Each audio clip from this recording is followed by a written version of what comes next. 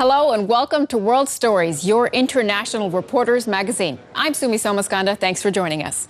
Ahead on the show, we'll visit a water management project that's making waves in Nicaragua. We'll find out why Kiwis say they're not getting a fair shake in Australia.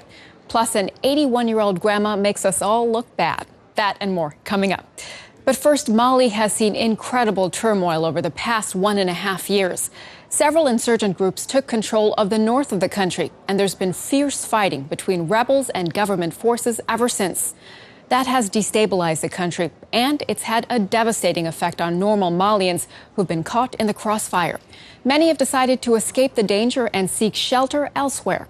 UNTV's Shushan Mebratu shows us the challenges and perils facing Mali's refugees.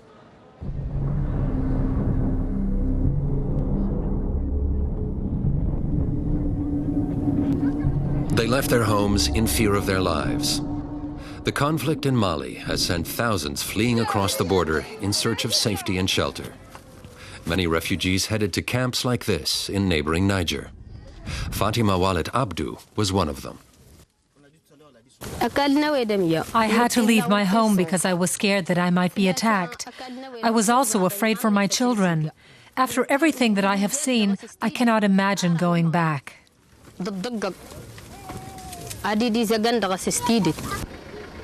More than 500,000 people have fled the fighting to neighboring countries. Most of those uprooted by the conflict had to make long and arduous journeys to find safety. Mariama Sadou and her 3 children arrived here exhausted and hungry. Uda, her 12-month-old daughter, was critically ill. Zarma, also a refugee, remembers it well. Uda was sick for 25 days. When her mother tried to feed her, she kept vomiting. She had a fever every night. On the road, they ate only once a day. Their only food was some dough made of millet and oil. Mariama brought Uda to a feeding center. Supported by UNICEF, the World Food Programme, and the UN Refugee Agency, the center provides food to over 1,000 children every day. Diallo Mariatu from Islamic Relief Worldwide helps to feed the hungry mouths. We give each child 3 meals in the day. We use a premix. We prepare it for every child. But Uda refused to eat. A nutritionist measured the circumference of her left arm and confirmed that she was suffering from severe malnutrition. She was immediately taken to hospital for further tests. There, doctors confirmed that Uda was seriously ill and in need of treatment. Medical staff are now confident she'll make a full recovery. She will recover soon, God willing. The food and medical aid that trickles through to camps like this is helping, but the refugees still often go hungry. What's not lacking is hope. Hope that one day people here will feel safe enough to return to their homes.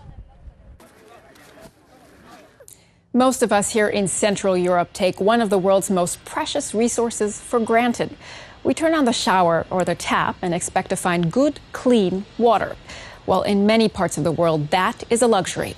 In our next story, reporter Marian Hütter takes us to Nicaragua, to one of Central America's largest freshwater reservoirs.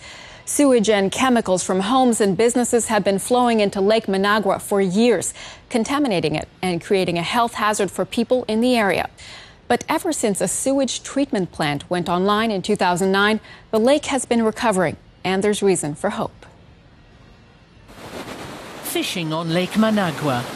For many locals, it's still their only source of income. This man is collecting bait for the following day. His fellow fishermen are still out on the water and show us their catch. They're glad the lake isn't so polluted now. A fisherman's life is hard enough. This man has to catch enough fish to feed 8 family members.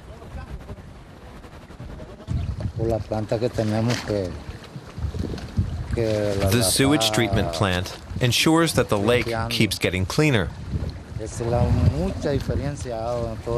We fishermen really noticed the difference. The fish are much healthier, so now it's no problem for us and our families to eat our catch.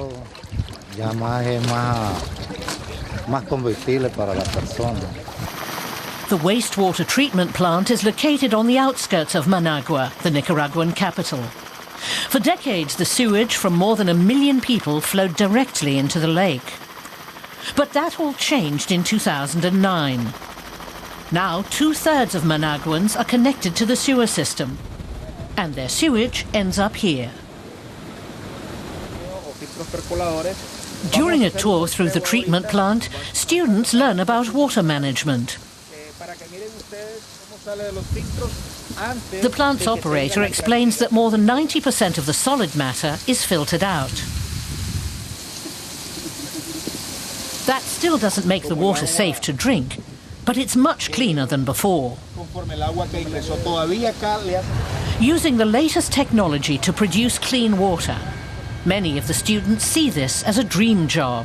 The sewage treatment plant in Managua is the first of its kind in the region. There's nothing like it in all of Central America. The project cost some 25 million euros. Funding was organised by German development bank KfW and provided by the German Ministry for Economic Cooperation and Development. In 2 years' time, the plant will be handed over to Ilse Brockmann and her team from the Nicaraguan water supplier ENACAL. By that time, the local technicians have to be fully trained to run the plant without help from abroad.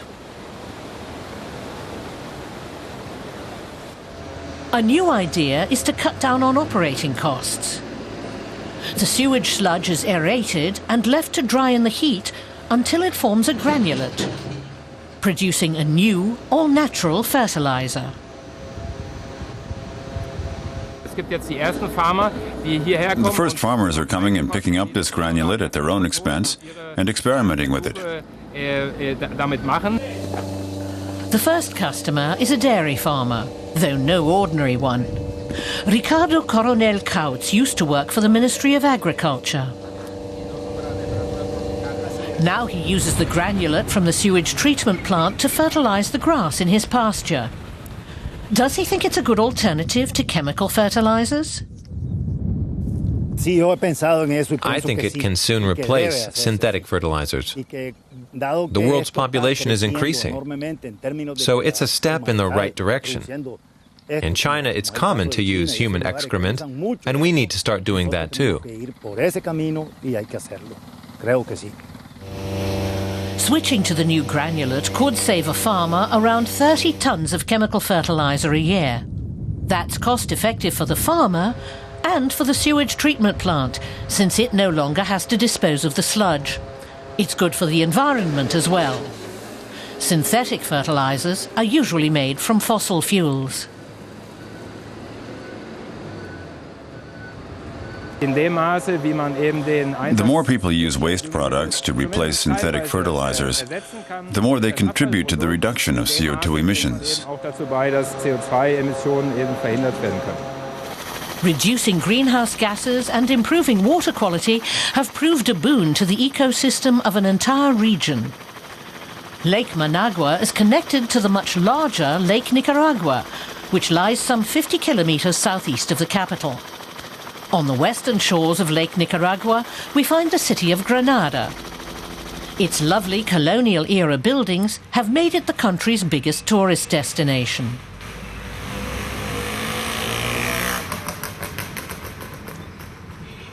But just a few hundred meters away from the city centre, the view is less appealing. Barely a quarter of the households here are connected to the sewer system. Helge Jahn from the KfW has an appointment with a man from the public water utility. The development bank is willing to offer funds to treat the sewage, which is already contaminating the city's drinking water. If nothing's done, people could become ill. The sanitation problems are reflected in the health of the people. There are many infectious diseases. The wastewater problem doesn't just look unsightly, it also affects people's health. Helge Jahn wants to help. The number of residents in Grenada connected to the sewer system should rise from 20 or 25% today to 80%. The second part of the project will be to overhaul the existing sewage treatment plant that's not working properly. Even after it's been treated, the water still looks like this, contaminated with algae and residue from detergents. More than 17 million euros are to be invested in Grenada to improve water quality and keep the lake clean. That's vital. Lake Nicaragua is the largest drinking water reservoir in Central America. Australia and New Zealand. Both countries lie in the South Pacific, and at their closest points, they're only about 1,400 kilometers apart.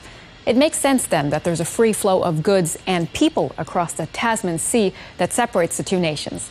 Many New Zealanders, or Kiwis as they're known, have moved to Australia permanently for educational or career opportunities. But many Kiwis say that new immigration rules introduced in 2001 don't give them a fair chance in Australia, in everything from accessing state benefits to getting work permits. Australia's SBS TV correspondent Bill Code reports. Sun, surf and opportunities for work have seen southeast Queensland become the top destination for Kiwis heading to Australia. Almost 500,000 New Zealanders were living in Australia at the time of the 2011 census. They make up just over 2% of the population. But on the Gold Coast, 8.5% of people were born in New Zealand. You ask any New Zealander who's come here, they've come for a better life. Vicky runs a neighbourhood centre in the Gold Coast suburbs. Over 60% of her clients are New Zealanders. Every day she deals with Kiwis on special category visas who are unable to access state benefits, ranging from unemployment to disability payments. Through the centre, though, they have access to a food bank, an employment scheme and other crucial services.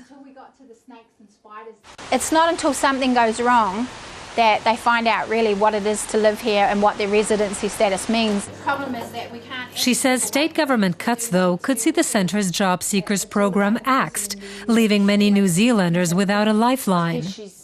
This New Zealand-born grandmother, who prefers to stay anonymous, works part-time in retail to support her teenage daughter and preschool grandchild. She arrived in 2001 when the new Social Security rules came into force. Her daughter, now a single mother, can't access several state benefits, despite the fact that she grew up in Australia and now considers it home. She's been here since she was 10 years old, been to primary school here, and she just wouldn't leave, and the father would not give her permission to take the baby out of this country anyway. So we're caught. And what's in New Zealand now for you? Nothing. There's no family there, there's nothing left there. Campaigner David Faulkner says the 2001 immigration changes have caused Australia's states to discriminate against New Zealanders. Last year, he helped the family of a 19-year-old with cerebral palsy sue the Queensland government for racial discrimination. It had refused to fund her disability services on the basis of her nationality. New Zealanders are the only group of people that can reside here permanently but are treated in this unequal fashion.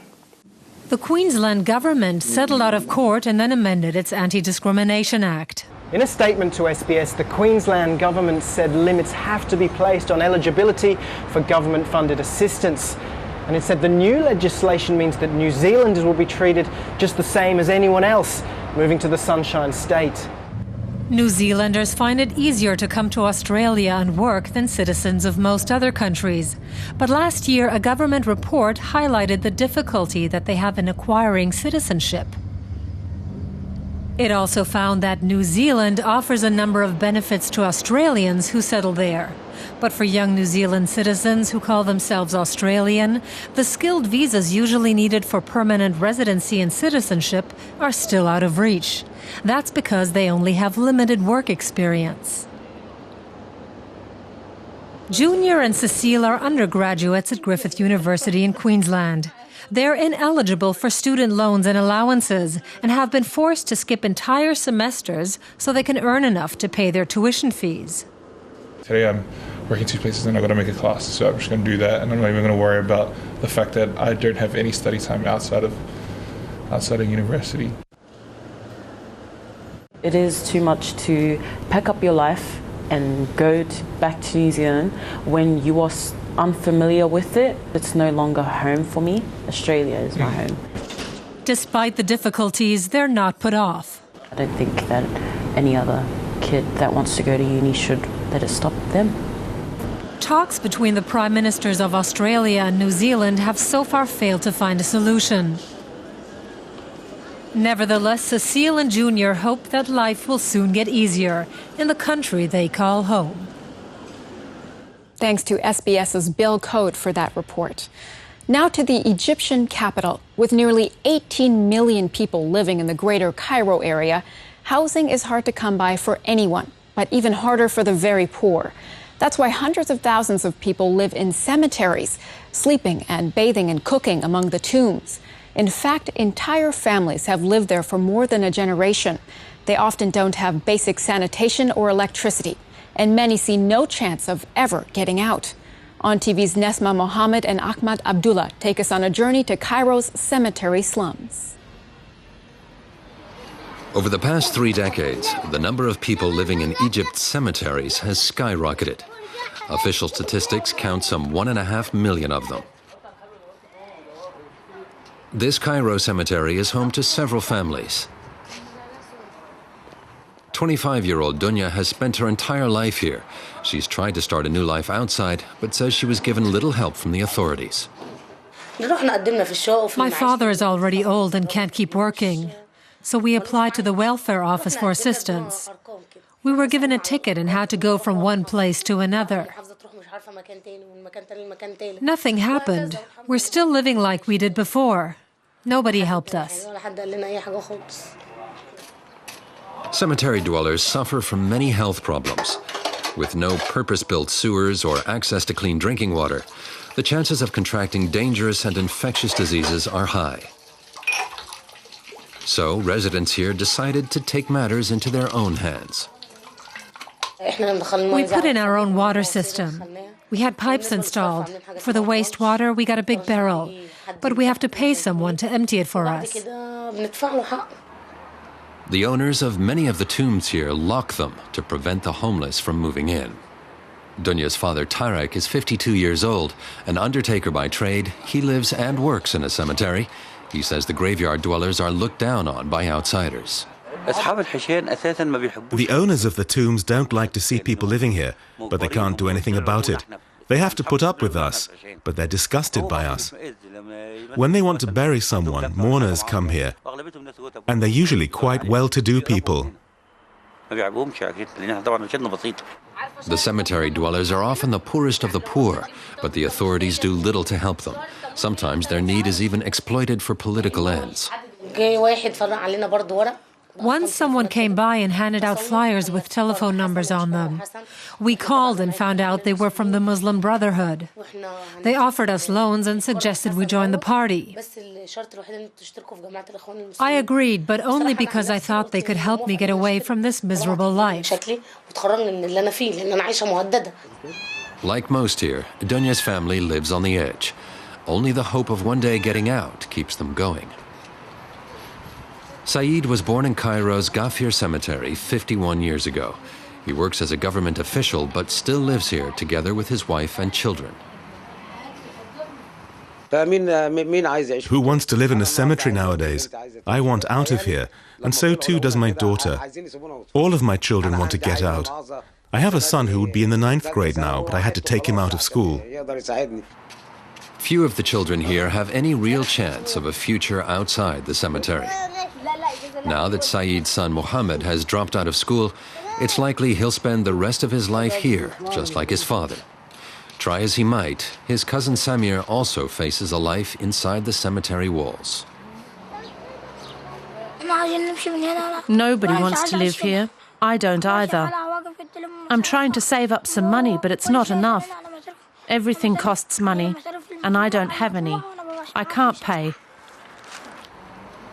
The number of cemetery dwellers has doubled in recent decades, but their cries for help are still being ignored. Their numbers are expected to keep on growing unless something is done to help them out of poverty. And finally, if you're afraid of heights, this story is not for you. We head to the city of Montana in Bulgaria, where we get to know an 81-year-old grandmother who's decided to throw caution to the wind and take a very big leap. And as Nova TV's Biljana Borisova shows us, she sure makes it look easy. I'll say no more. Hold on tight and enjoy.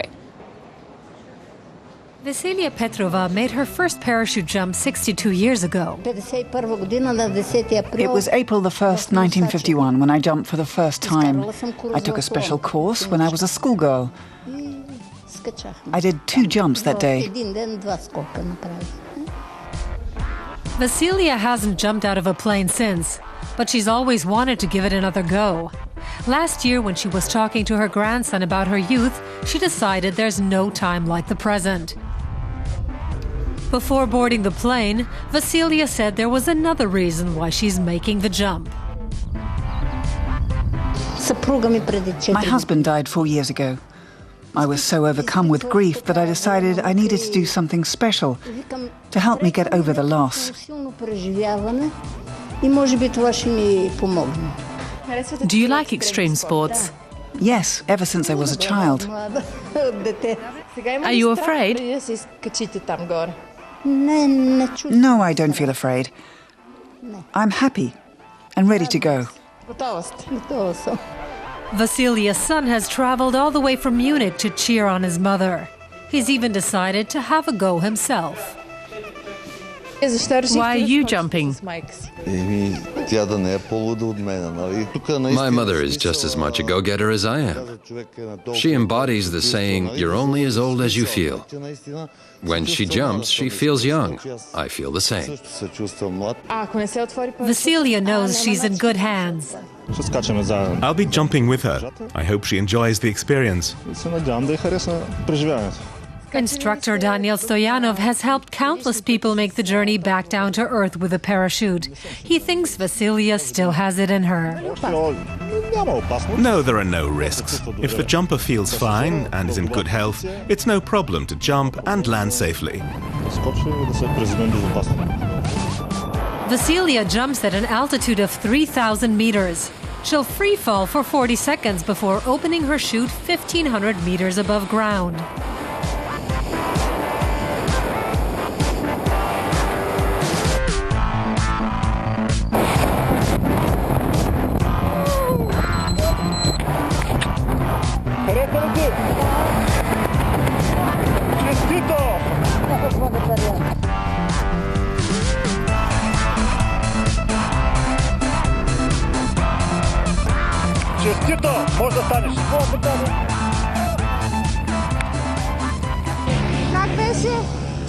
It was wonderful. That was great. Congratulations. Are you jumping again next year? Of course I will.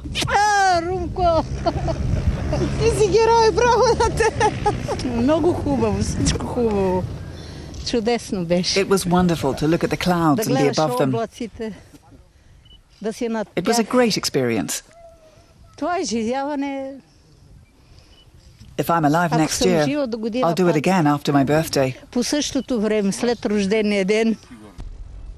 Everyone is proud of Vasilia's achievement. I'm very pleased to say that an 81-year-old woman has made a jump at our parachute club.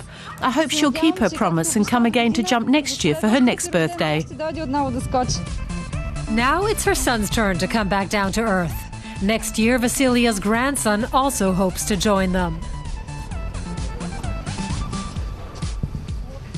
That's one very brave family. Well, that's all for this week's edition of World Stories. For all of us here and our partner stations and contributing reporters around the world, thanks for watching. Don't forget, you can catch all the latest episodes online at our website. That's dw.de/World Stories. Before we go, here's the perfect way to beat the jams in our picks of the world. See you next time for more World Stories.